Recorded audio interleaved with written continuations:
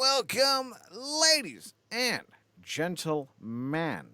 I am your host, as always, Chad Porto. Joining me is the glorious one himself, Mark Screen. Marcus, we are off and running. It's a busy, busy week for us. We got a lot of stuff going on. How are you doing, my friend? All good, man. Always glad to be back here talking uh, with you, period. But obviously about wrestling, we got a packed docket tonight. Yes, we do. Also, before we get started, I finally saw the new Dungeons and Dragons movie. That's on the list. How is it?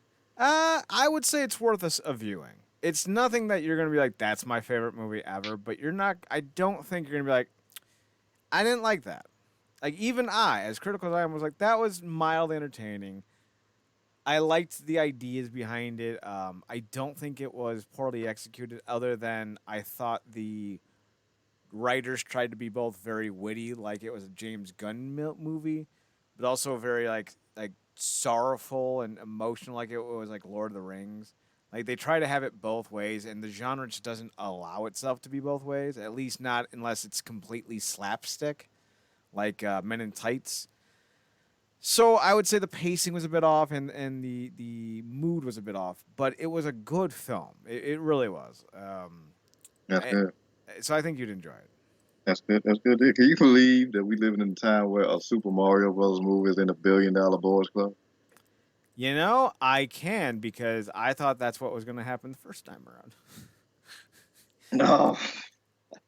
It it did not. I like this is going to be the greatest movie I've ever seen.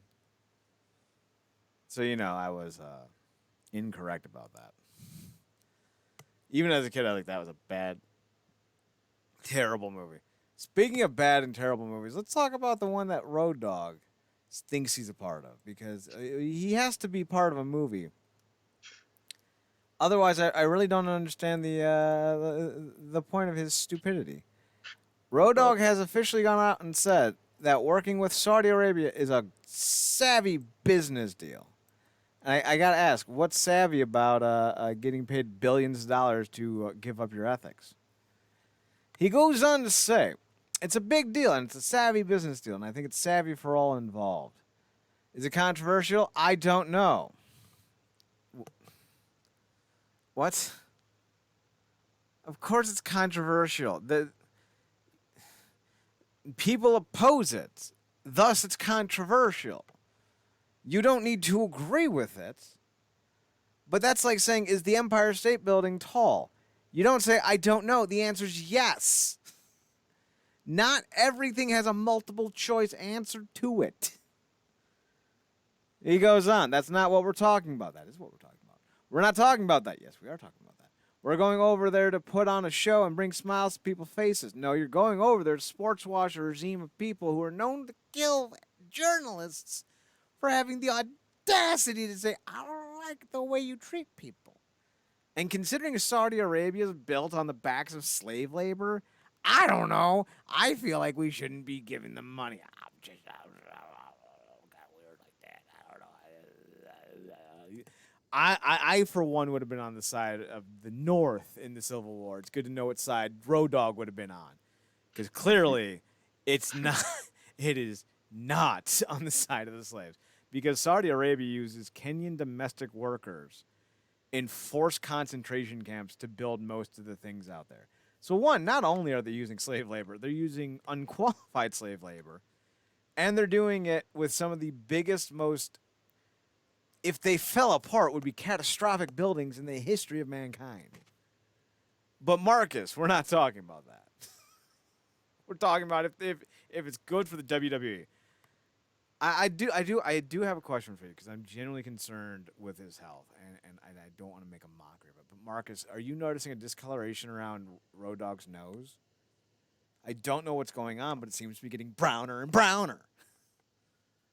It's almost like someone has shoved his face so far up Triple H's ass it has stained his nose permanently.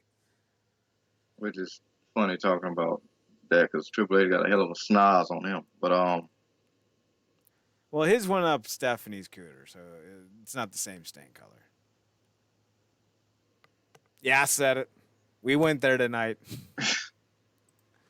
Getting all sorts of weird. yeah, getting all sorts of weird. it's just one of them things, man, where it's like it's not it's just not enough to bother him that deeply on the ethic level for him to be like, yeah, I'm gonna ignore all this money that they throwing. It's just one of them things. It got to. I guess it's one of them things where it got to hit him home directly for it to offend him, off of the check or whatever the opportunity he thinks that's benefiting off it. So, um, I think if so, I want to use a term correctly. So just bear with me. I think Road Dogg is a whore. I think he will do and say whatever it is you want him to do and say as long as you're the one paying him. Because when he was in Impact, it was WWE can't do this right, WWE can't do that right. Triple H is, is a coward, and like that was his tone for like 7 years. Now it's like WWE can do no wrong. Writing racist storylines that offend black people, that's okay. They're black people. I'm not bothered by that. Like I feel like when we talk about Road Dogg, he's going to always justify the worst thing. We're going to talk about Lisa Marie Varon or Victoria or Tara, if you will, being mistreated in the backstage. I bet you he's fine with that because she probably just didn't know her place in the kitchen. But think about it. This is a company that just last week was sued by a former black female writer. And apparently Apollo Crews, not involved in the suit, but according to the suit, spoke out about not wanting to do a Nigerian accent. Because even though I think he might be Nigerian by ethnicity, he's from the United States. And like I guess he wasn't kosher with it at first, but I guess he didn't really have much of a say in it. So this lawsuit's going on. Road Dogg's sitting here shoving his nose further and further up the McMahon-Helmsley regime's ass as far as he can go. And he's a voice that people listen to and like, yeah, you know what? He's right. Marcus, I don't know if I can hang out with somebody who's like, hey, slave labor, human trafficking in Saudi Arabia, killing journalists, beheading women who dare not wear a hijab. I'm not sure I want to support a dude that thinks that's a savvy business deal.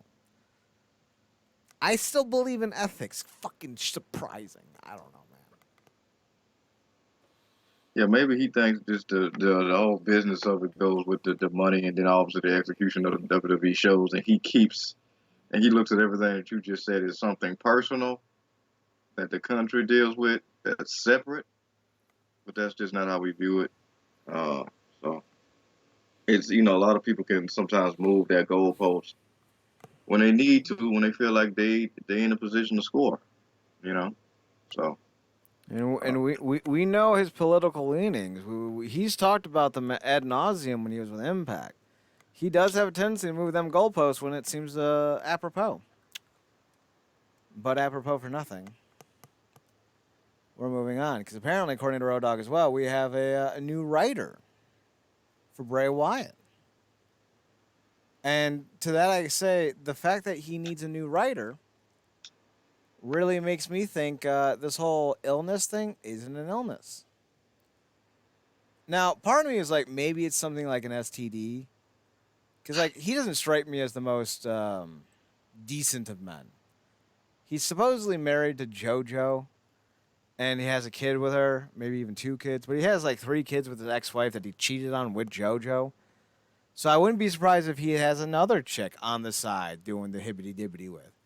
Which, again, would kind of make me think that, there's something going on here with Mr. Wyatt and his proclivities. I don't know what he's got going on.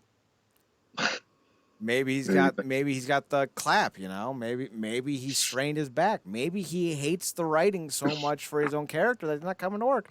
Maybe his nasal septum piercing is giving him issues.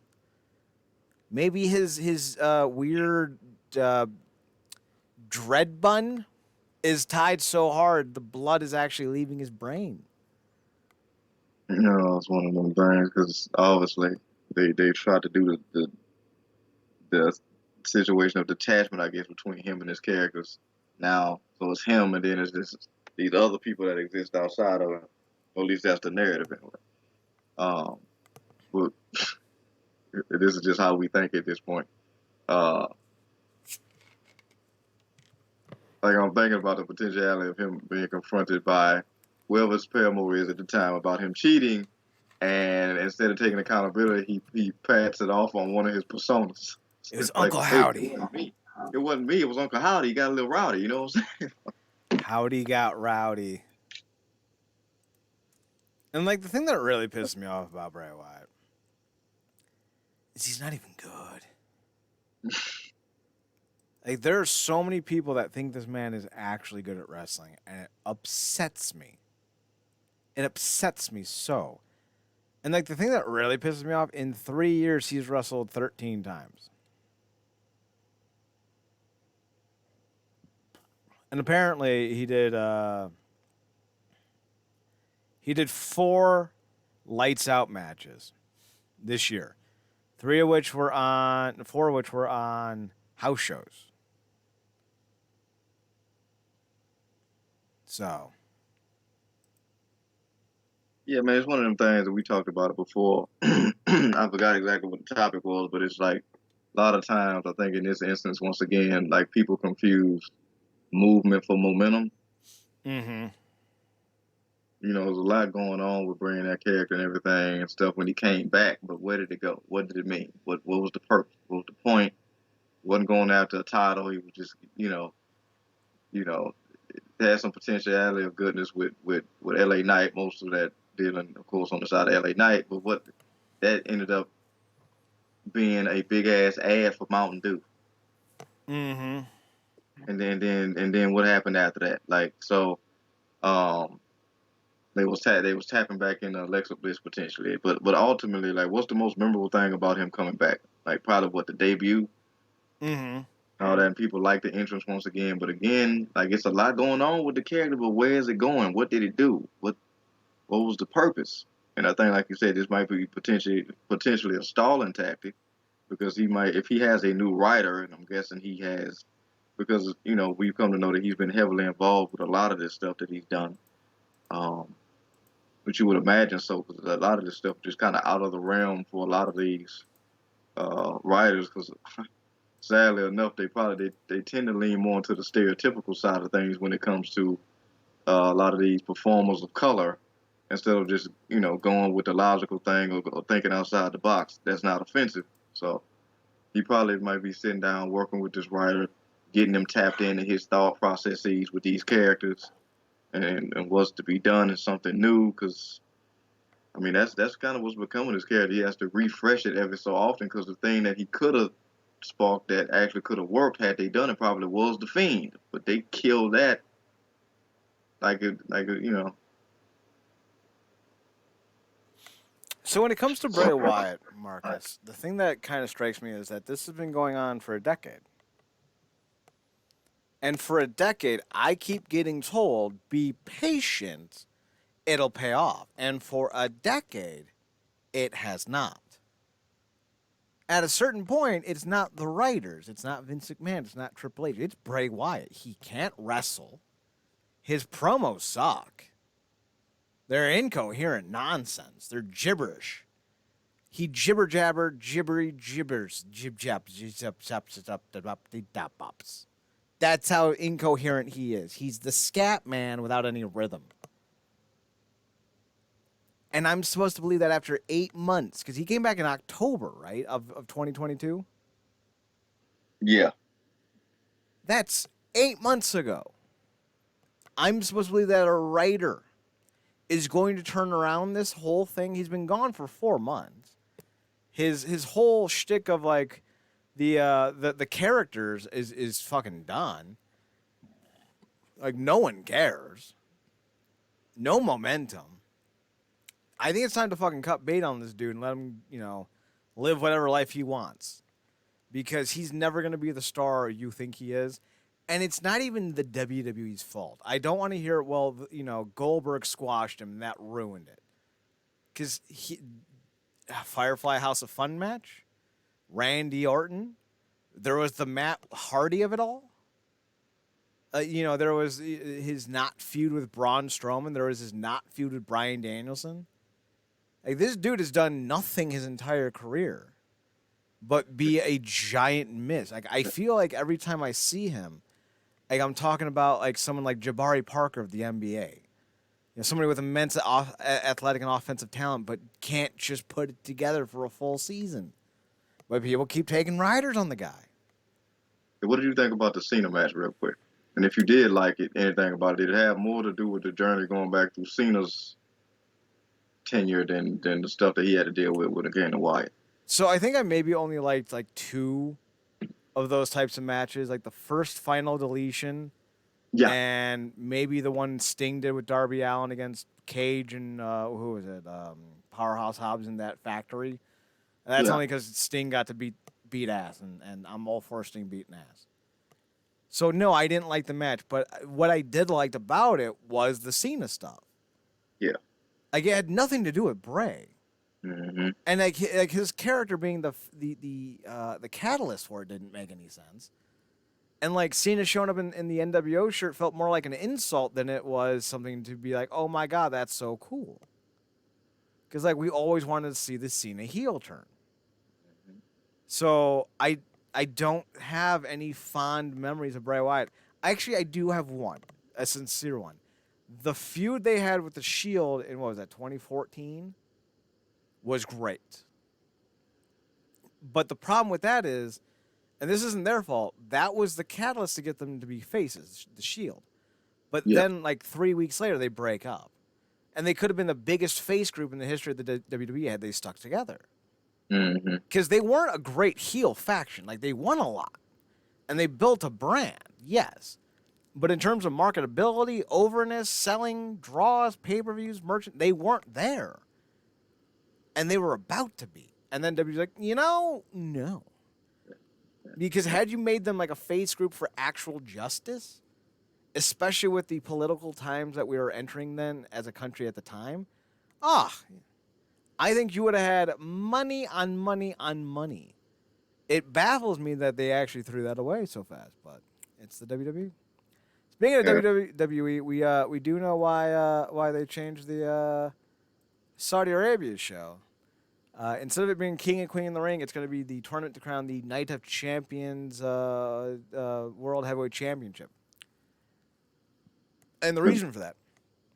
They're gonna do the Night of Champions there. Mm-hmm. And I think they're doing the tournament for the World Heavyweight title at the show. Jesus. According to the Wrestling Observer newsletter, the revival of the WWE World Heavyweight Championship, WWE felt compelled to also bring back the Night of Champions event for the first time since 2015. The tradition stated the manner in which the new champion is crowned, such as a tournament or gauntlet match, was not divulged. Levesque did note that the potential contenders for the title will emerge after the draft, as the home for the World Heavyweight Championship will default to whichever brand the tribal chief is not designated to, with Reigns eligible to be drafted during night one of the affair. That picture will soon become apparent. The vision to reintroduce the World Heavyweight Championship was reportedly pitched around WrestleMania 38, when the company had merged their 2 titles into one. As those titles were unified due to the WrestleMania match stipulation, the company were inclined to wait before reinstating another title. So the crowning of a new World Heavyweight Champion and the Night of Champions event is what caused the King and Queen of the Ring tournament to go bye-bye. And to that I say, good. Because the World Heavyweight Championship is ass, and I don't want to see it be defended on American soil. Mm. It's so god awful. I can't, Marcus, I can't. I feel like Hayden Panettiere and Remember the Titans. Not now, not now, not now. No, Sharon. That's how I feel about this damn belt. Oh, it is ugly on ugly. I have seen. What are they? What is it? Babu? No. What is the monkey with the ugly red butt?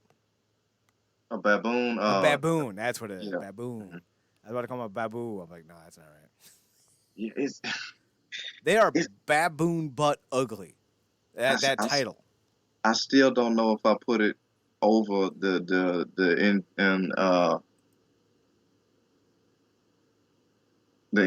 MPWJ title. The New Japan World Heavyweight, and I think a lot of it has to do with the fact that I know how the OG one looked. Mm-hmm. Thought it was like classy title, and then they just went with this new thing that they thought they had to do, which I get because they combined the world and intercontinental, which I don't think they needed to do, but whatever, done now. Um, I don't know. It's still up there for me, but I So get. for me, and I agree because both the original World Heavyweight title, the WCW title, and the original IWGP Heavyweight title are classics. Yeah, I think I prefer the old WCW title to that one, but for me, I'm more of a stickler for the faceplate than I am the outline. mm, The interior of the new IWGP or New Japan World Heavyweight title, whatever it's called, is fine. It's the stupid, gaudy edges that kind of like why. yeah. Like I feel like it's a Yu-Gi-Oh belt. You know, I gotta catch them all. Oh, that's But for me, the abomination of the WWE center plate on that beautiful, pristine title is such a far more offensive thing to my sensibilities because it directly insults what the belt was supposed to look like. It's like I can stomach the dumb edges on the world title in New Japan. I cannot stomach that awful, just gaudy center. Just can't do it. That's my issue. yeah. It's definitely something that's hard to be in the middle on. I think at this point, like I said, they kind of with the old one, they kind of ran the prestigiousness out of that title because by the time they got rid of it, it was an absolute afterthought. Like the mid card titles felt more important than the world heavyweight.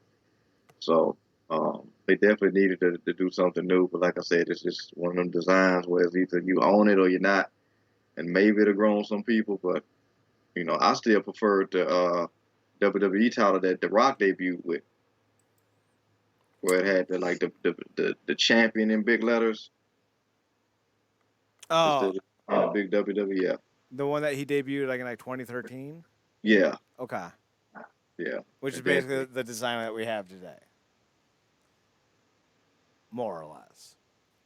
yeah, it's more or less, but it felt more evened out than the whole thing that we got to make the doggone logo everything. Like, Right. When it was on its own, I did like it, but when it became the standard for every title, it got gross. yeah, At least they're trying something different with the World Heavyweight title, so I'll give them that. yeah, So apparently, one thing we can't give WWE's hospitality awards because former WWE star Victoria says she was mistreated backstage. While she doesn't go into any detail, she does say I was treated like shit when I came back to do WWE the Royal Rumble in 2021. I was like, you know what? How I get treated by some people, I will never treat him like that ever. I'm gonna be the welcoming arm. Hey, welcome to insert promotional name. If they last 2 days, okay, they last 2 days. They're not gonna last very long. But who are they going to say that they want to work with? They're going to say I want to work with Victoria. She did not specify of what happened during the incident she's discussing, but considering the hostile climate in that company, it's fair to say that it was probably some higher ups just dismissing her out of hand. Maybe it was Stephanie, maybe it was Vince, probably Vince. It's definitely Vince. But Marcus, I'm not surprised. And what I'm actually surprised about is that anyone actually still keeps going to this company thinking, hey, you know what? We're going to be treated pretty well. We're gonna have ourselves a grand old time. yeah. I think they tell themselves that they're doing it for the fans. You're doing it for a paycheck, y'all. Yeah, that too, obviously. But yeah, I mean that sucks because Victoria, has always come off. Also, like we don't know her from a can of paint in real life, but she's always come off at least like a quality individual. Somebody kind of like the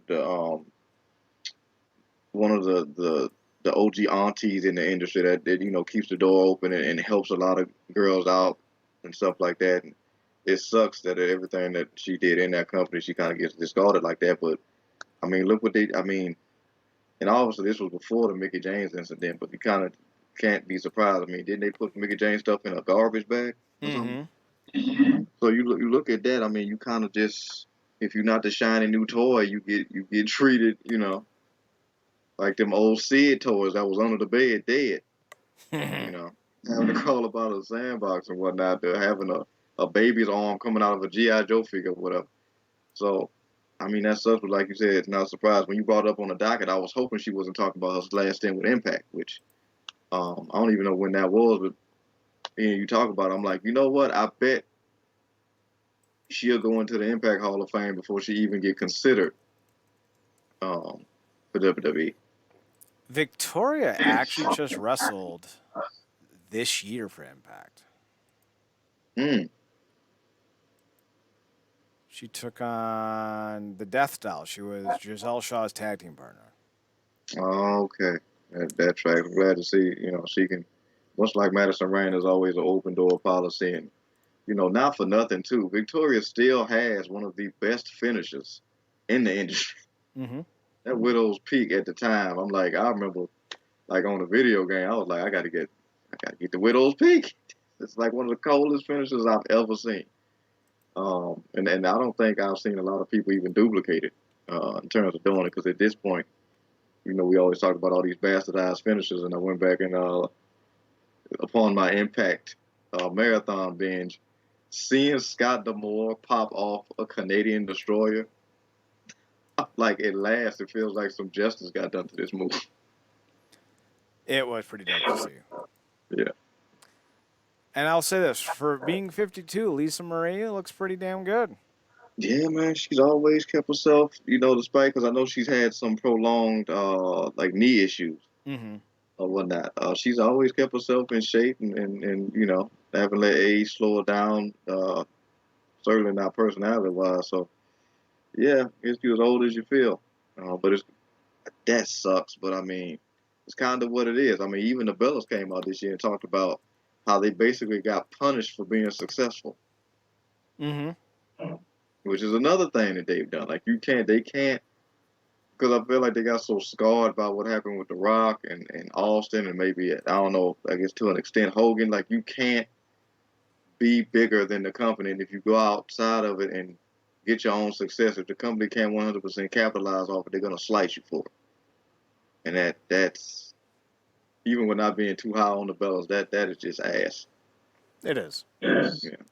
So let's move on. Talk about some AEW. Roderick Strong popped up out of nowhere, kind of like an RKO. He was supposedly still with the company. We all thought he was with the WWE. Then he pops up on Wednesday night's AEW Dynamite and he's like, "I'm in AEW," and it feels like he was like really excited to finally get to the party, but the party ended an hour ago. Because Bobby Fish isn't in the company. Kyle O'Reilly might have to retire due to his injuries. It's not looking good for him long term. Adam Cole nearly needed to retire due to his injuries. And Roger Sean's like, "I'm here." And he's like, "No one else is, bro." I don't think this is a big deal other than the fact that his debut was legitimately shocking because we all thought he was still with WWE. What did you think of Roddy's debut in AEW? I think it says a lot that, um, like shocking in the non shocking sense, I guess, if that makes any sense, because I forgot. I was surprised to see him on AEW, but I forgot he was in WWE.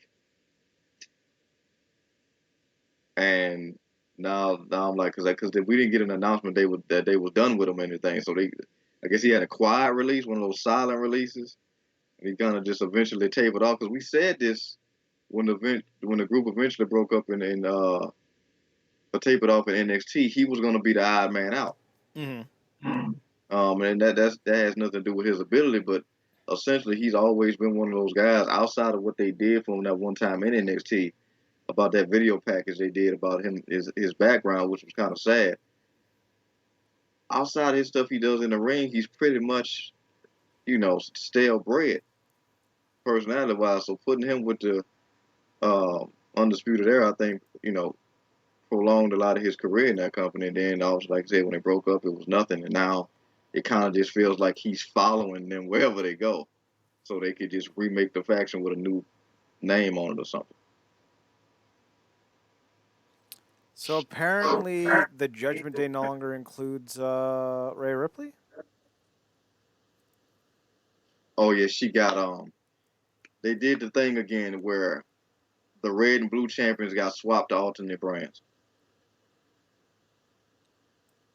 So she's on Raw now? Yeah, Well, the she's a Judgment SmackDown. Day's on Raw too. Huh? The Judgment Day's on Raw. Yeah. But they don't list. So Rhea Ripley's on Raw with the Judgment Day, but Rhea Ripley isn't listed as a member of the Judgment Day anymore. I wonder if that's a mistake because obviously she's still with him. She was with him tonight. They got a victory over the new. I don't even know if we ever talked about this. The new LIW, the Lucha World Order. There it is. Um, I do like the Lucha World Order, the LWO. yeah, LWO. So Latino World Order. Started by Eddie Guerrero. Fun factoid. nice. Rey So, Mysterio was a member of the original incarnation. So was Juventud, El Dandy, Silver King. I think both Villanos. I think is what it is. and I lost them. We about to talk about mentioning talking about like a racism allegations had the freaking Mexicans coming out on lawnmower equipment. Shocking that they're being sued for racism. Shocking that the WWE is being sued for racism. Yeah. Speaking of shocking, Tony Schiavone says that promos are the only way to get over. I don't need to read the quote because I don't disagree with it. In a work rate era, it is the conversationalist that has the most power. It is why Bray Wyatt somehow still has a job because people think he's entertaining. Does that mean that he is? No. People have no taste. It's why Logan Paul's a thing. You know, it's why the Call Her Daddy podcast is a thing. It's why, you know, the Mad Dog on ESPN and Stephen A. Smith on ESPN are a thing. It's why people like Jalen Rose, who care more about their spray painted on hair than they do about the actual basketball, are a thing. It's because talking is more important than talent. Because everyone can be talented, but only a few people can be captivating. So he's absolutely right. And it's why I think Danhausen is one of the most important persons on that roster because he can cut a promo. He can be entertaining. Yeah, it's why somebody like this guy, you know, he must like Joe. He has an aura about him. So somebody like Kingston can come out and be as entertaining as anybody in the ring just on the mic. Mm-hmm. He's a guy that never needs a wrestle. We talk about this all the time in Impact, talking about Rosemary and looking at people like Rosemary and Danhausen. Obviously, the aesthetic plays a key part. Mm-hmm. But also, like you know, they natural talkers. Somebody like I said, Kingston's a natural talker. Moxley's good at it. Obviously, you know, even though being a complete tool, MJF is another one. So yeah, I mean, he's not wrong. The whole Bray Wyatt thing, even when he was doing the Hawaiian shirt thing, he was captivating because the stuff that he was saying just hadn't been said before. It didn't matter if it didn't make sense. People felt captivated because it was just different.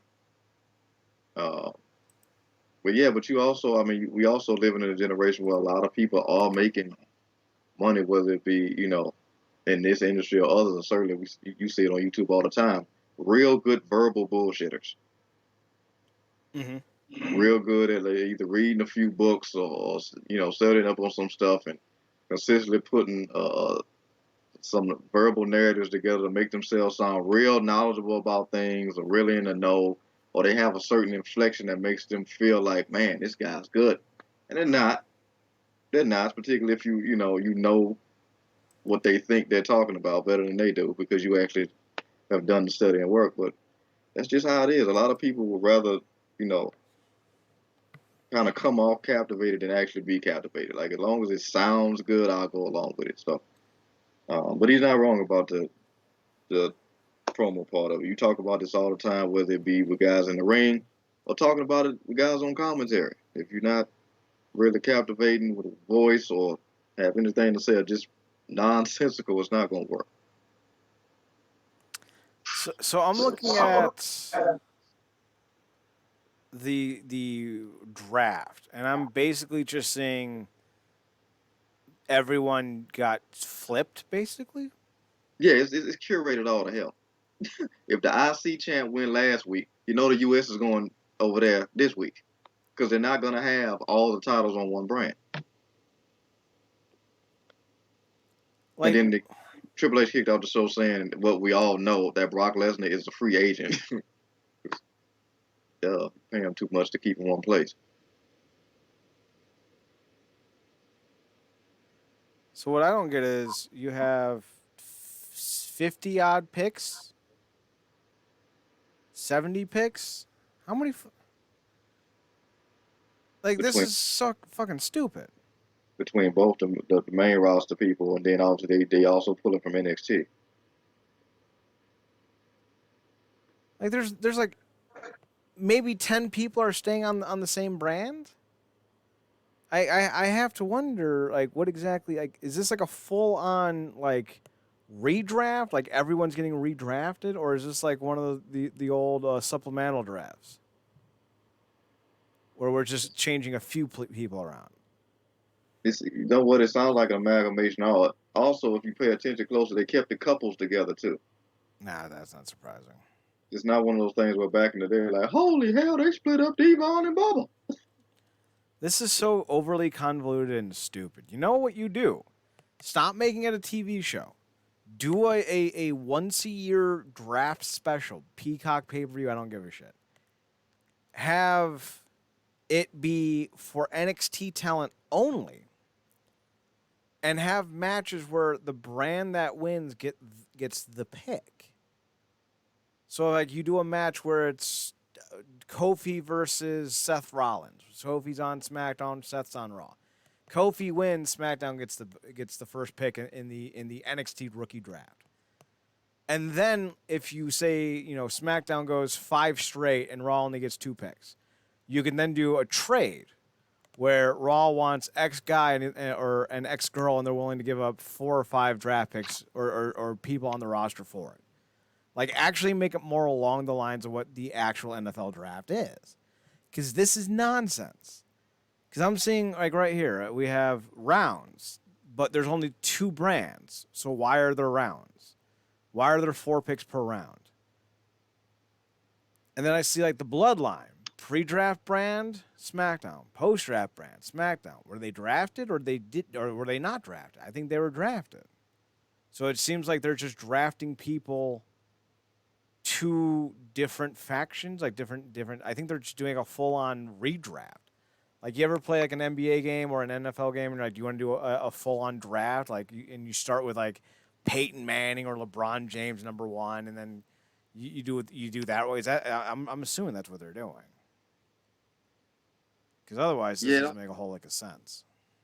Yeah, like I said, you use the correct word. Is I think we both did. You said convoluted. I said curated. It's so curated, it comes off as convoluted. Yeah. Because it kind of comes off as this thing where, like, obviously we're going to keep the couples together. We're also going to do this thing where we're going to make it easier for us to group a lot of people and move them in factions. Then there's also this thing of, well, okay, if this person's been over here for too long, but they have kind of like a history on this brand, we're going to send them back over there. So AJ Styles and then went to SmackDown. Bianca went to SmackDown. Rhea stays on Raw. AJ also went with the OC.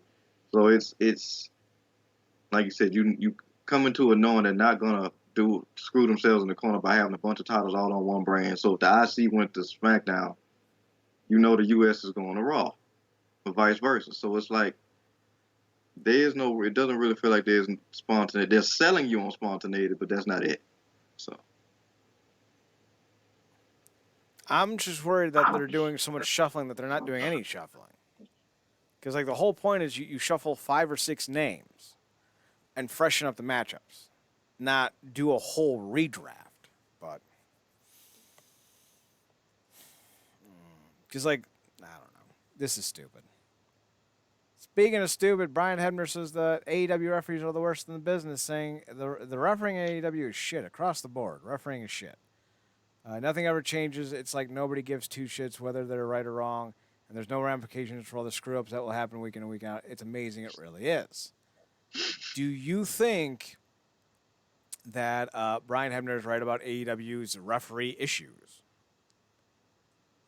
look, more so than anybody, I take his word for it. I mean, wrestling has more than one royal family, correct? Mm-hmm. Um, in case it's true here. I mean, and Brian, like I said, that didn't he retire, and then how many years has he been doing it at the level he's been doing it, under the learning tree of his father. He was one of the best. It was kind of sad that he retired. 'Cause I'm so used to him in Impact, and I felt like he was uh, had become a staple there, both him and his dad at a certain point. But things change and move on. But if and more so than anybody, I take his word for it. And it's not lost on me that a lot of the sentiment in what he said kind of sounds similar to what Punk had to say about guys on the roster. It's almost like CM Punk was right. Don't Nothing ever changes. Don't listen to nobody. Don't really want to elevate. They think they know everything. I'll say it once and I'll say it again. It's almost like CM Punk was right. All right, so the draft is over. We don't know where the supplemental picks are going yet. Apparently, Dolph Ziggler, Mustafa Ali, almost an MVP, Von Wagner. I don't even know who Von Wagner is. And Brock Lesnar are all free agents. So, odd. And then there's wrestlers that weren't even included in the draft. It's almost like they're telling us eventually this one won't mean anything either. Because you set up a scenario, you tell us this is gonna be like almost brand exclusivity. Because obviously if Roman goes over here, then obviously we're gonna need a new title over here because those two titles over there are just two belts. It's one title, but it's two belts. And then you leave this whole open space for guys who you just, I guess, you have nothing really for, so you just leave them loose. Like, we know why you're doing it with Brock, because he's too exciting of a guy and you really pay him too much to keep him one space. So keeping him as a legitimate terror where he just goes and picks fights keeps things interesting. But like when Survivor Series comes back around and leading up to it, people are just going to be brand hopping anyway. So, weird. Like I said, it's so curated, it's convoluted. It comes off as a overflated, unnecessary thing. But and maybe they did this whole thing just to do the title, world title thing. Maybe. Yeah, so. Let's talk about Trinity. She's now an Impact. I don't see this as the big deal everyone else is saying it is, but I like her. I think she's talented. So kudos to her in Impact. Marcus, do you think she's the big Impact debut that she was marketed to be? Because I certainly think that two other names that have been associated around her would be far bigger. I do, and to me, this is gearing at these flat scans on the internet who only assign legitimacy to people when they go to WWE, AEW. Mm-hmm. Like I was thinking about this earlier today because I knew we were gonna do the show. I'm like, if like this wrestling landscape is a football game, they look at WWE as the end zone. Maybe AEW is like the field goal post, and they look at Impact as offsides. Okay. And that's not it. That's not it. And like the Impact has done a hell of a job over a period of, more than like it feels like the last decade in trying to rehabilitate everything from the company perception, the roster, how they go about doing things, certain parts of the presentation of the product, to build it back up out of the hole that it was in before Scott D'Amore and Callis and all that particular regime came in. And I think they've done wonders with themselves. But, because of the holes that they kept finding themselves in, they became the easy wimps to pick on in the industry. They was the red-headed stepchild that just, it was the thing you laughed at, like, oh my God, it's like nuclear warfare on things will be left as roaches and Impact and that whole deal. So I think even now you still get the same thing. And it's unfortunate that she is getting or got some flack online because they look at it as a downgrade. But to me, I think it's huge. Because it's actually getting eyes on the product who wouldn't otherwise be watching. It allows her a level of freedom both creatively with a character and certainly more stuff for her to do in the ring, more high level opponents. And I just think it's a good look all around. Now, these other two names that you're going to bring up, I'm sure, also well titled, but I think it's good so all around. I don't know how long she's gonna stay, but the fact that she first thing she did was give credit to the fact that before the whole evolution revolution crap, Impact was and still is the standard in so many ways. So you know, So the other two names are Sasha Banks and CM Punk. Both were backstage at the show, and CM Punk was actually well received by everyone. Even playing some Uno with the wrestlers and boys backstage. Now, the show was in Chicago, so CM Punk's arrival isn't shocking, especially with the one report that seems to have gone completely under the radar for everyone else in the business. That said, I think last year that CM Punk has fallen in love again with the business. So CM Punk showing up at a wrestling show in Chicago isn't shocking. And like he didn't like the whole thing with Raw was like this overblown thing. Oh my god, he was there visiting friends and chatting with people. it was convenient for him. It was in Chicago. Yeah, like it wasn't some big to do. And like everyone's like, well, and Vince asked him to leave. Yeah, because Vince is a paranoid psychopath, sociopath. Sorry, he didn't do anything wrong. He just showed up. And somebody allowed him in, and same thing with Impact, and it went over well. And Sasha Banks was there supporting her best friend in Trinity. Like overall, it was just a good thing for Impact. Now, I don't think either are coming into Impact, but should Impact be able to land both, that would be huge. I mean, that would absolutely be huge. Even getting Mercedes Monet, the former Sasha Banks, would be huge. Like they don't even need to get CM Punk. If they were able to get Mercedes Monet, they would have a big enough name that they could headline a card with her. Her versus Deonna Purrazzo, her versus Jordan Grace, I think would be money. Yeah, and to your point, I think that's another benefit with Trinity, that particular connection. Because at this point for them, they've been to the grand stage and the Met Gala of wrestling companies, if you will. They don't have to have these ideas of grandeur about sipping from the Holy Grail. They've tasted it. It was they had it when it was sweet. They had it when it was sour, and they spit it out through the chalice and you know went on to try some other flavors. And I think Sasha very much her heart is in Japan. She loves that culture and everything that comes with it, and she's in a position now to really be, I guess, a real chess piece in a particular division that's growing.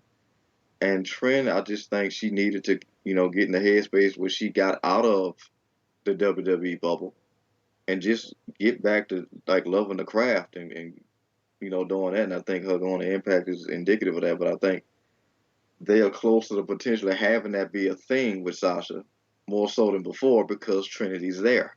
And I think with Punk, I don't know what's going on with Punk. I think at this point he's just, playing fast and loose or whatever he can. Like I said, I don't put too much into these two visits. He's a guy with friends all over the industry.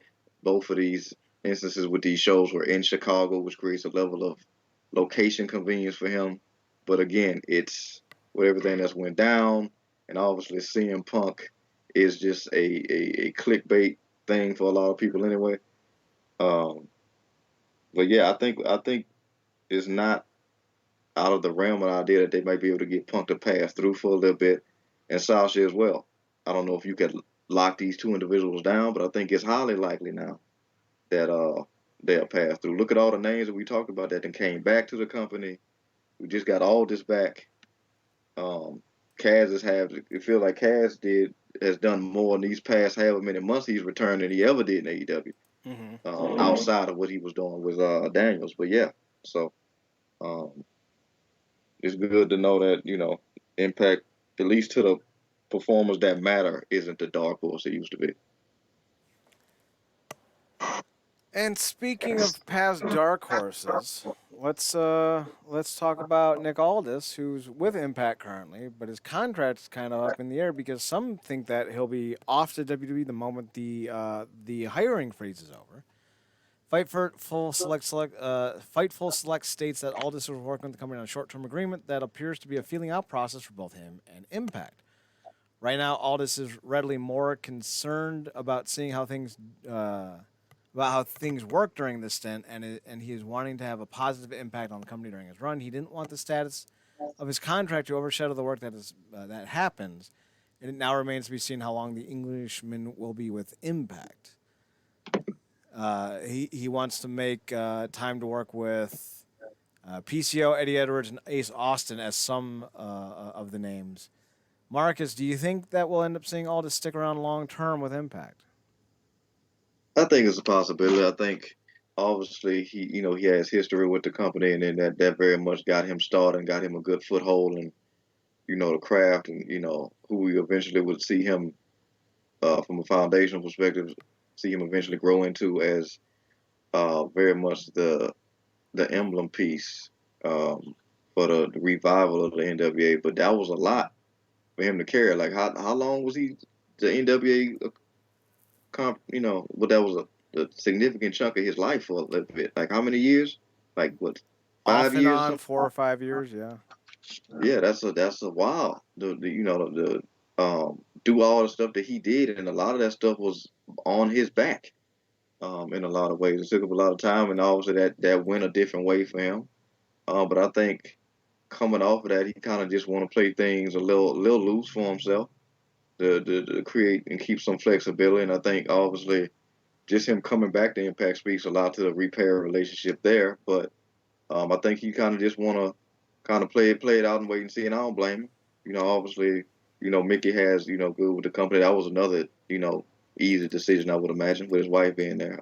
Obviously, she's out now, but he obviously sees how well she's treated there. So I just think he kind of got to get back in groove with the company, this version of the company, because we know the version he came from in Impact. That's many moons ago. So I think if things go well, obviously things are good on the business end with payout and whatnot, and he gets to interact with who he wants to. I think he can very well stay with them. When it comes to the WWE topic, I'm probably wrong for even potentially seeing this with everything that we've seen over the last however many years, but he just don't even feel like he might even fit in WWE to me. You know? With the way that company's kind of set up, I wouldn't say that anyone is well suited for that company, especially not someone like Nick Aldis, who generally seems to want to have as much say in how he's presented as anyone else, which really won't happen in this company. So I think the Mm. best thing for him is to, see how the Impact thing goes, and assuming the money's right and the working conditions are right, up for a long time, because I think he could be the ambassador for that brand for a good long while. He's only like 35, 36. He's got a good 10 years in him as a headliner, as long as he keeps himself in shape and doesn't have any catastrophic injuries. So why not? Impact needs that guy. They need that dual threat who can work and cut promos, and they don't have that. And think about potential dual combinations. You got Macklin and Perazzo, and then you can do Jordan and Gresham. And then you got Mickey and Nick. Exactly. So those combinations, both together and separately, that's a whole litany of creative options right there. So, like I said, on both with Trinity and Nick, and just what that means for potential pulls of other talent. I think it's a win all around. So I'm definitely looking forward to seeing what pops off this Thursday, because she got a lot of good press, if you will, this past week when it was going down. So Hopefully he stays long term. One thing that's happening long term that I'm done with is Trey Miguel's X Division title run. When he told me he was doing a Spider-Man arc as a character, I realized that this man doesn't actually know what he's doing. so is he Venom right now? I have no idea. He's got. He's annoying me right now. He was funny as hell when he was with the Rascals. But Trey Miguel offers no, and this is the thing that I'm starting to really get pissed off with Impact. The one thing that you see with MMA is the hope that the marketable guy is actually good. In Impact, pro wrestling in general, you don't need to hope that the marketable guy wins fights. Because at the end of the day, you can make them win fights. Yeah. I don't know what markability Trey Miguel has. I don't. Like, he's got dumb tattoos. He's a subpar mic worker. He's okay in the ring as far as modern work rate goes, but he's nothing special. 1,000 people do his movesets. Like, he's not unique. Like, it's not like watching Mike Bailey, you know, where like this dude just like fucks his knees up on the daily just for a simple TV show. Trey Miguel does the same standard hippie flippy stuff that we see across the indies. He doesn't cut great promos. He has no character, and it's like his whole shtick is I'm Finn Balor circa 2012. But he's like an off-brand Finn Balor, so like I really don't care. Like there's nothing about like with the Rascals that was interesting, that was cool. It gave him a personality, but ever since then he's just generic heel boy. It's like just I'm done, and like he's gonna face Chris Sabin at Under Siege, and it's just like why does he still have the belt? Maybe, I don't get it, Marcus. and maybe it's been waiting for Saban. Quick question: if you had been booking him for all these past, since you say he's 4 months past being champion, would you have put the belt on Crazy Steve or Black Taurus? Hell yeah. Crazy Steve has the look and gimmick needed to actually be interesting as a champion. Black Taurus could just be booked as a monster that never loses. You could have put it on Jonathan Gresham, who, like Bailey, is a unique dude in all his own rights. He's like 5'2", but he's got the longest legs for a man with a torso that size. So I don't get why they're doing these things with Trey, and they're driving the force home so hard with Trey. But the same thing's like with Deanna. Like what does Deanna provide that no one else in this company can do? What does Steve Macklin provide that no one else in this company can do? Like they're trying to book their friends, I feel like, more than they're trying to book guys and gals who can get the company into a higher stratosphere.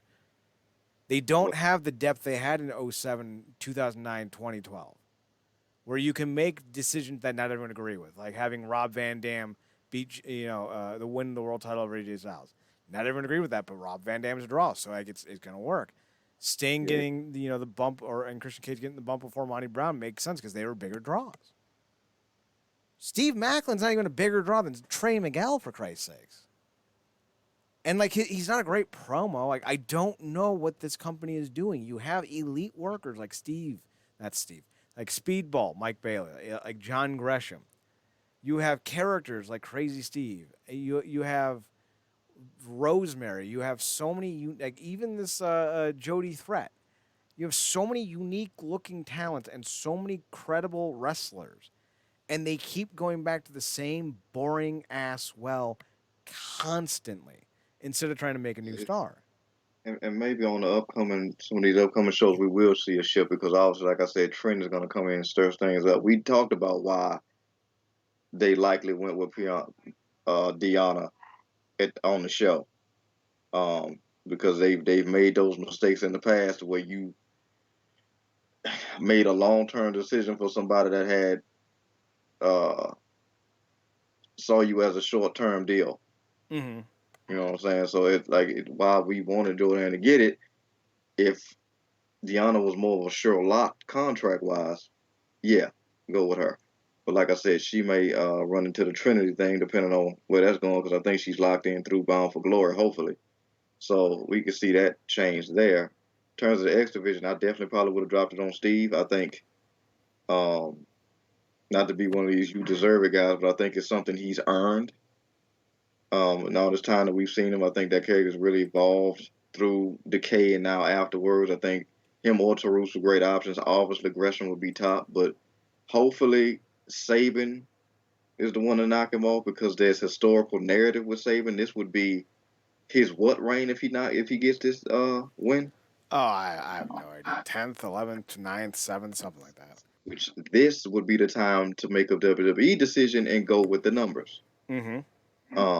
So there's a thing. In terms of the tag is fine, and obviously, we'll like you said, you have better options for Macklin, which I don't know depending on how things have gone. I wonder if they're gonna wait for Alexander to come back to finish out that story. Even with the world title scene, I don't even think going back with Alexander is the right way to go. Because he's been involved in the main event scene for 2 years, and it hasn't helped things. I feel like as a headliner, you need to elevate the company, especially when you're Impact and you need as many eyes on you as possible. So I think having Aldis or somebody else who can carry a promo, because I love Josh Alexander. He can't carry a promo. He is not an exciting person to listen to talk. He has a ceiling on him. He really does. And I think we've seen the best that we'll ever get out of him. So I would like to see someone else take the ball and run with it who can actually elevate the brand and get people talking. Even if that means you sign someone else like a Hammerstone or a Jacob Fatu or somebody. Just somebody who can actually make the company bigger and with more eyes on it. That's what I want for this company. I don't know if it'll happen, but right now they're not doing enough. That's for damn sure. So, bye, Trey. Speaking of bye, apparently Hiroshi Tanahashi and Okada will be teaming up at Wrestling Dontaku, putting bygones where they belong, in the bygone bin. So this was supposed to happen, I think, at Capital Collision on the 15th. And apparently Okada confirmed that Tanahashi was going to be the third and final member for the Road to Dontaku event on Sunday. Tomohiro Ishii had already been revealed as Okada's other partner, though. Once Okada shared the news about Tanahashi joining, Ishii was upset and left the ring. If the three of them can coexist, they'll be facing the strong-style El Desperado, Minoru Suzuki, and Ren Narita for the never openweight six-man tag team titles. Strong Style has been champion since defeating House of Torture's Evil Show and Yuji Takahashi in February at the beginning of Osaka. Marcus, are you excited about the concept of seeing Tanahashi and Okada in a tag team, be it for the trios or doubles, and winning some gold? No, absolutely, man. It's Vegeta and Goku coming together. Yes, it is. Know? And well, boy, Ishii a staple in the company, an absolute pillar in New Japan. You felt slighted and left. That is an interesting visual. Not many people get in the craw of Ishii like that. But I think that's an all-star trio. But they would be just as good as a duo. So I think that's one of the more exciting aspects we've seen in a long time. It isn't well, he's not champion right now, so that perfectly fits. Yeah, so I think that'll be perfect. And Ishii will always find his way one way or another, probably either back around with the never open weight, who currently holds that, my boy Tama. The never open weight singles title, I think, is I don't know. Weight championship is currently held by my boy Tama Tonga. Yeah. Okay. So he could do that, or he could go to trios of do another tag team of his own. But Ishii is good in either way. But yeah, come on, Tanahashi Okada, you can't pass that up. Speaking of not passing things up, we finally have a world champion we can be proud of, a King of Pro Wrestling champion, the Kapow champion, that we can all say is deserving. Taichi has won the King of Pro Wrestling Championship. Kalu Kalei. The evil Shingo Takagi has been slayed. Marcus, you are over the moon about it. Tell the fans how excited you are about Taichi as the King of Pro Wrestling Champion. And move on to the next topic. Fair enough. Yeah. Marcus does not like Taichi, and I will continue to tease him about it until the show ends. Over my boy Shingo. Listen, I don't know what they're doing over there with that booking decision. That's like somebody bringing you Brie Bella over the what was the curly hair girl that you told me you like? It was Red Warehouse 13 or Red Monkeys? I don't know what Red Monkeys is, but I'm a fan of that title. I am taking it. Warehouse 13, yes. Yeah. Janelle. What was it? Janelle Williams. Yeah. Yeah. That. Yeah. If you give me Brie Bella over Janelle Williams, I am slapping a hoe. Speaking of slapping hoes, Tessa Blanchard's getting back in the ring. And the streak continues. You can't see it, but I'm doing a little jig right now. That one is good because it's a double entendre. She signed with XPW, made amends with what was her name? La Rosa Negra. Was that the Black Rose? Is that her name? Yeah, I think. Made amends with her. She's distanced herself from Daga, which might be better for Daga. Is this the beginning of the Tessa Blanchard comeback tour? I was about to say revenge tour, but no. I don't know what number is this we on with the Two, redemption things. Two. three. Yeah, I was about to say, because I feel like third time's the charm here. I didn't even know about the whole Daga thing until I think you told me a couple shows back when we brought up that went downhill fast. Yeah, it did. Um, Turns out dating a narcissist is not a good thing. yeah, so that's interesting because wasn't a lot of the reason why she was holding on to that Impact title was because she was like what a doctor in Mexico with Daga or whatever. During the pandemic, the start of it. Yeah, that whole thing. So yeah, that's unfortunate. But yeah, I don't know. You know, if she's really making amends this time around and trying to keep up some momentum, that's good. You know, you could reach out a hand to people as much as you want to, but they got to take it. And a lot of these situations, it just kind of come off like it's not necessarily anything external. Anything external, it's she's kind of her own worst enemy. So we'll see. And her being her own worst enemy is the most accurate way you can present Tessa. She's immensely talented. Maybe the best pound for pound pure talent any women's division has ever seen. Hmm. The problem is what's between her head. You know, you can have all the talent in the world, but the minute you realize you are more talented than anyone that's ever been, one of two things is going to happen. You're going to be galvanized as an elite force, or you're going to allow it to suffocate you. So, which way? Like, this is Tessa's realistic last shot. So, how is this going to go? I don't know. But Yeah, I mean, I'm certainly open to this being, a good thing. yeah, because you know, that was such an interesting and great time during her rise and impact. Cause she, you know, the minute she came out and debuted, I was like, this girl's different.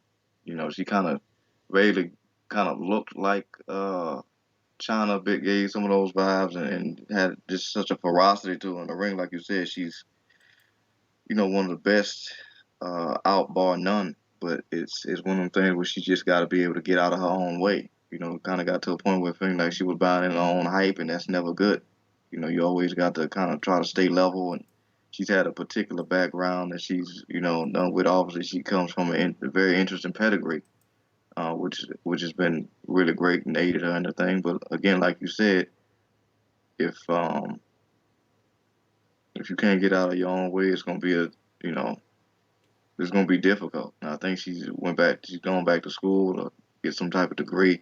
So at least she's thinking about backup plans in case things fall through again. But it really be sucks if this don't go through because it really will be one of the worst wastes of talents that we've seen. You know, I kind of pair her with um, kind of like the rise and fall of Velveteen Dream. That whole deal, they just having so much tout and clout around you from other people, and just got all the tools to be something special and really get some good momentum and be one of the next big stars, and then you just trip over your own feet because you thought you was off to the races, and then, you know, you weren't. So I wish her the best of luck, man. Like I said, she's like you said, she's just too talented to just fall down the drain like that. Here's hoping. Here's hoping that she's able to get her shit together because she's too fucking talented. But she's also a head case. So who knows how this is gonna go? One thing that we do know is Richard Holiday is in remission. His Hodgkin's lymphoma is in remissions, and not only that, he's back with Beyond Wrestling. Mark, as we're talking about guys that Impact needs, he right here is that guy. I think he's someone that can make an immediate impact for any promotion he shows up in. And I really, really, really, really, really, really Want to see him do well and have a healthy and long career. I know you're not that familiar with him, but I think if you want to do like an evil four horseman type stable, he's the perfect Tully Blanchard and Nick Aldis's Ric Flair. Mm, okay. Because Oh, he has that hoity-toity vibe that will piss people off. yeah. I mean, look, I always trust your scouting eye when it comes to these guys, and I mean, even just not knowing really a lot about the guy in terms of performance, seeing a lot of his work, just the fact that he's in remission for that particular illness and such at a young age. He's just 30. You know, um, round about our age, so it's like it sucks, hell of a battle, but it's good to hear he's in remission and hopefully it stays so for a very long time. But I think he'd be another great addition. What he's 6'3", however many pounds. I think he'd be a great addition. They found a spot for him. Like I was looking at how what who would TM who the tag teams that came through Multiverse of Madness, TMDK and what was the other squad? Uh, So the Mighty Don't Kneel, yes, but without because one of them is doing a singles thing now, I think. Because originally it was Shane Haste and um, um, Shane Haste and Mikey Nichols, but Mikey yeah, Nichols I think is doing his own thing now. yeah, and then he got the new guy, which has been. I mean, that guy's a great addition. He reminds me of a. It's funny talking about smaller. He kind of he gives me Jeff Cobb vibes. Mm-hmm.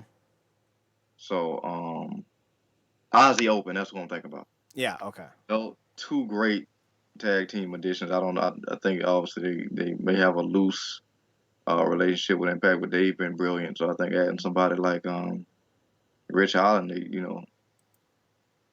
obviously I think he'd be more so on the heavyweight side. Or maybe he go out to somebody like Joe Hendry. I think Joe Hendry has been a really great digital media champion. He's really grown on me. Obviously you have been high on him from the very beginning, but he's kind of had to grow on me, and he has. So um, another guy who's actually good on the mic. So Um, yeah, and hopefully this is a transition period where we see them getting a lot of names with everything going on with that damn AEW reality show. It'll sure be nice if they could finally scoop Thunder Rosa up. Yeah. You know, yeah. That'd be a nice addition. One addition that I'd like to see, maybe even two, even though I'm not a big fan of the other guy, Enzo Amore and Joey Janela. They had a raucous at a concert some years ago. And they've made amends. Could we see more Enzo and Joey Janela in the future? I don't know, but if you want to talk about headline creating duos, there they are. I think Enzo would fit in really well with Ziggy Dice and Johnny Swinger. Give them a little bit more of a true nastiness, but we'll Yeah, see. I'll take Enzo. You send that other guy somewhere else. Uh, please, Yeah, I'm not a big Joey Janela guy. Yeah, I'm good on that. Like you said, I think that somebody like Enzo would be real interesting playing off of, um, like you said, Ziggy Janela. Dice. Yeah, Ziggy Dice and freaking Johnny Swinger. Johnny Swinger. Thank you. Yeah, so because those two are already funny, but they could use a more defined thing and narrative because they funny for little backstage segments and skits and whatnot, but um, like I said, they could use a refresh like you said, so that'll be cool. And yeah, squashing old beefs I guess is good. I don't know if you ever squash whatever beef is going on with him and Simon Gotch all these years. I just think Simon Gotch just thinks he's an absolute trash bag, but um, yeah, it's always I guess decent when some of these guys can make up.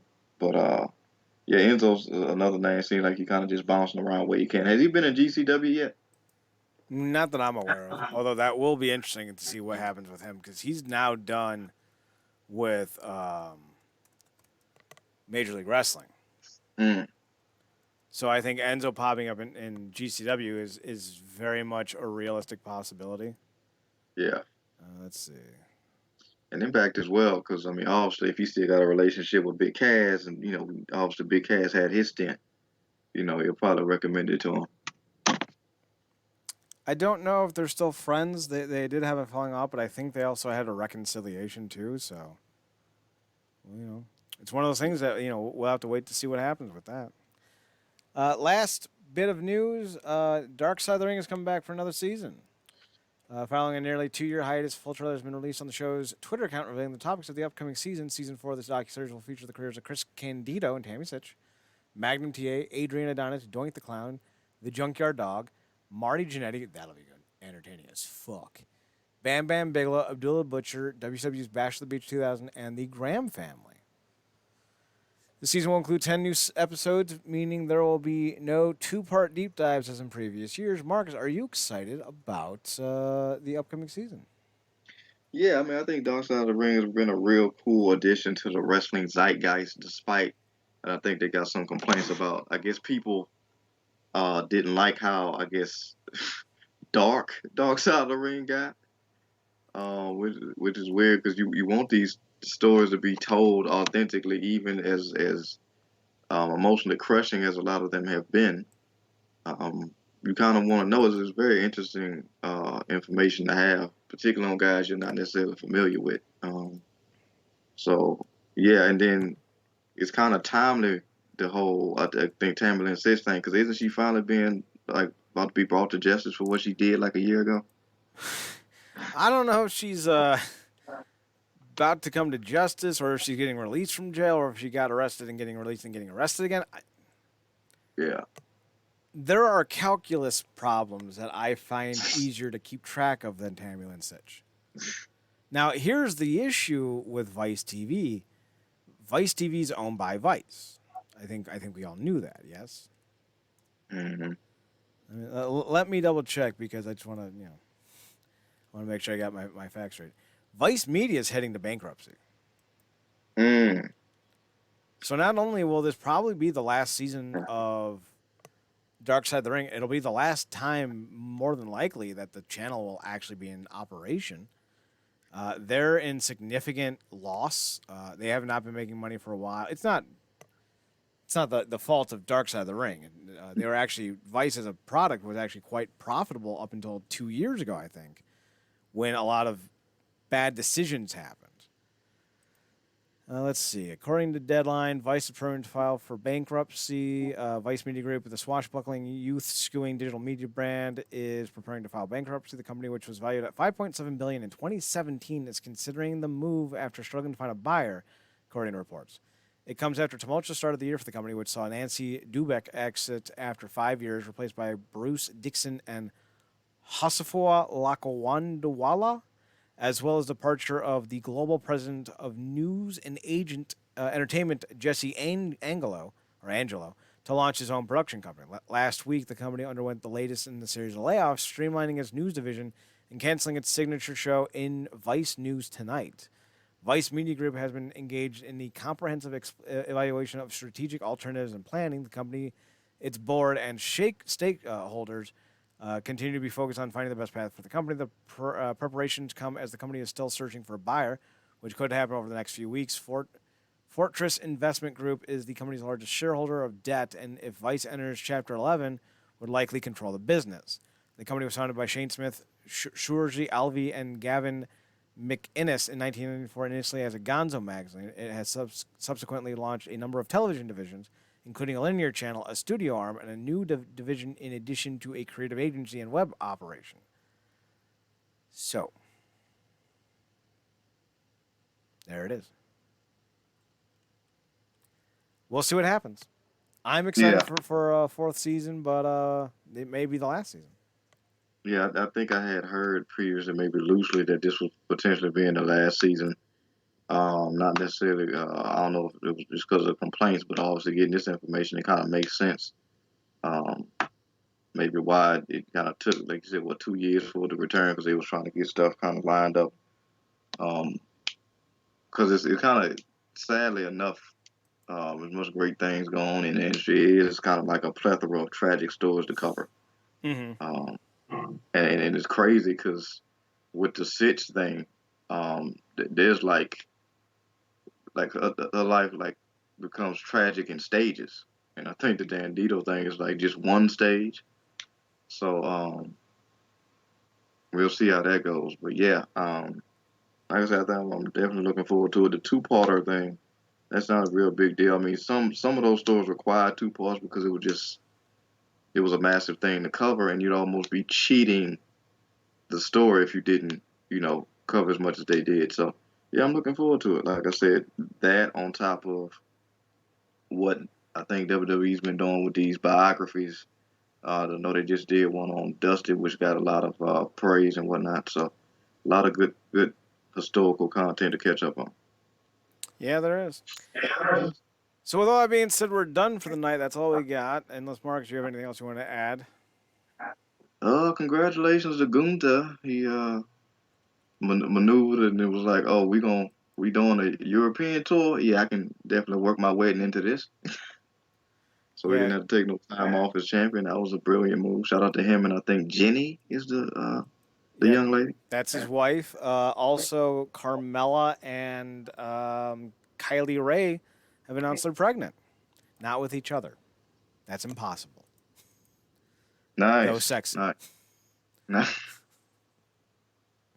So big news for the personal world of pro wrestling.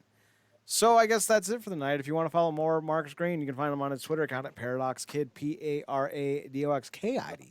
That's me. You can also find him on his other account, not his other account, his other podcast at The True Penny Show. He and the other folks on The True Penny Show cover things like Japanese pro wrestling and other forms of American wrestling, namely GLEAT, New Japan, and the like. So check them out at the Twitter account at True Penny Show, TruePennyShow. You can also find me on Twitter at Chad Nerdcorp, ChadNerdCorp, and on Instagram at Chad's Photo Hut, ChadSPHOTOHUT. The website for the show is realnerdcorp.com, RealNerdCorp.com, and the Twitter's NERDCORP. I guess that's it. So thanks for tuning in. Thanks for checking us out. Thanks for giving us a chance. Remember, as always, to watch more wrestling. And Marcus, take us home. Good night.